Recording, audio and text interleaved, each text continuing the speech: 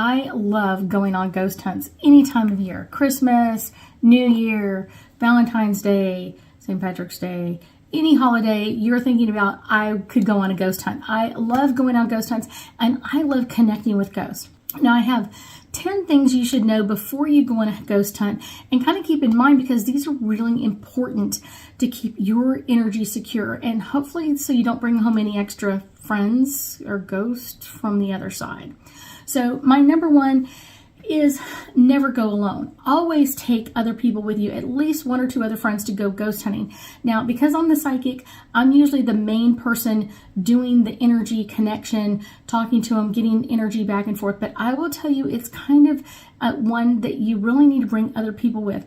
First off, they can be your eyes and ears when you're focusing in on talking to a ghost. Because when you're talking to a ghost, a lot of times you are not really keeping an eye on what's going on around you. So that's a very special one, because it's not necessarily the ghosts that are always the problem. Sometimes there's other people in the area. Maybe they're doing their own ghost hunt, maybe they're not, that sort of thing. A lot of times I've gone into abandoned buildings and houses and that sort of thing, and that's not maybe the safest place. So if something happens, you want to make sure that you have people with you to help you kind of like stay secure so you don't have any problems, that sort of thing. I've also found like homeless people on my ghost tour. So, and a lot of times they'll just kind of ignore you and leave you alone, but it's nice to know that someone else notices them, keeps an eye on where they're at, so they don't end up bothering you or getting in your way. The next one is make sure that the location that you want to go to is easily to get into. You're easily able to get accessibility in and out of the building, and make sure that you are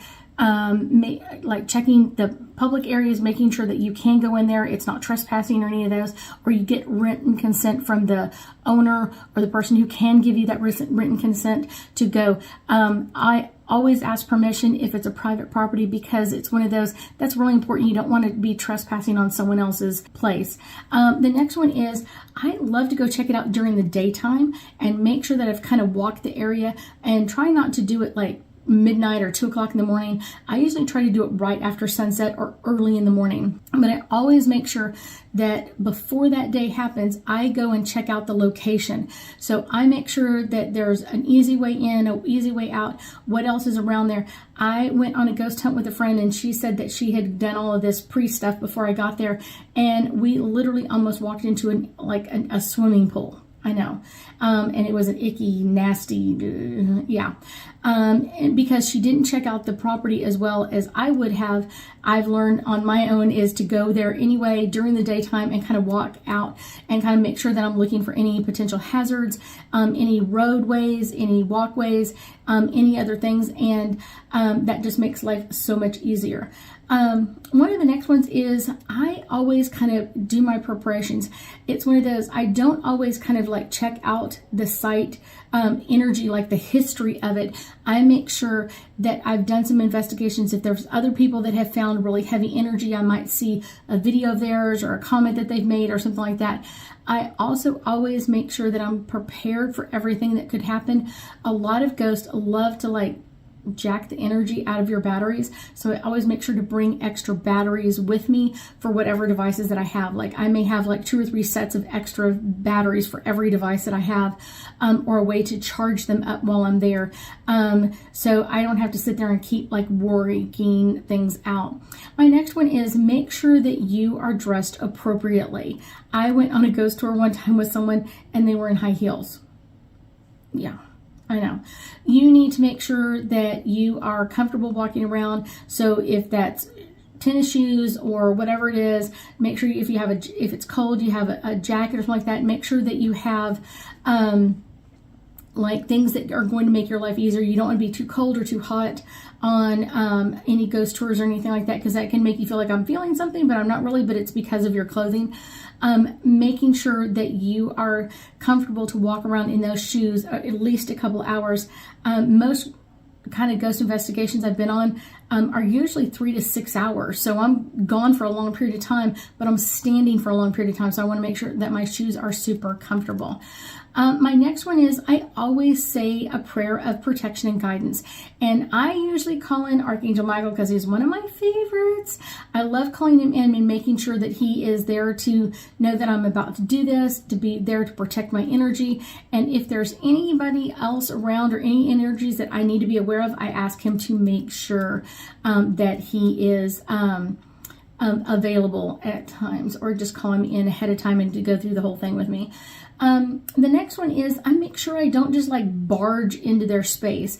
I wouldn't like it if someone barged into my house and was like, hey, tell me all about your life or whatever else.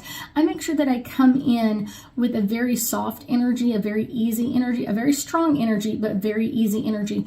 And I will start kind of like being very courteous and kind of like, who's here, who would like to talk to me, and I'll tell them about me. Hi, my name is Ruth. I love ghost hunting. I love talking to ghosts. What would you like to tell me? And kind of like really getting to know them. It's not just a one-sided like doing an interview with them. It is really kind of starting a relationship. So kind of that kind of energy with them.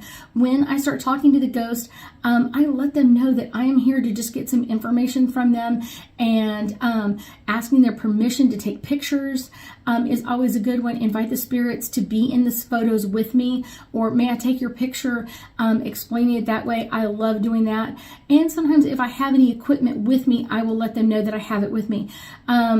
I don't usually use a spirit box or an EMF reader or anything like that, but there are other equipment that I could have with me, like a recorder or pictures or a camera or something like that, and it may not have been common when they were alive, so I will make sure that they know that I have those with them. And if I want them to interact with that with me, I will make sure that I let them know. Follow your instincts. If you're in a space and someone like a ghost doesn't want to talk to you, I leave that alone. Like I just like let that go. But a lot of times I can get an urge to leave, and if I do, I will let them know, like asking them, why must I leave? Is there a particular reason why I need to leave? And sometimes that can be a very interesting energy with that. Kind of my last one in this section is really, I leave the area or the location looking the same as when I came there. Now, I try to touch as little as possible. I touch walls, so if I don't stumble over things or tombstones or like that, but I don't move anything. I don't disrespect the space, because if you do, what can happen is those ghosts can get mad and kind of follow you home and kind of do the same to you as you did to their space. We don't want to have that. So, I don't touch anything that I don't have to. I'm usually kind of really sensitive to their energy of like, I just want to come in and kind of visualize things and tell me your story and tell me about your life. I love that.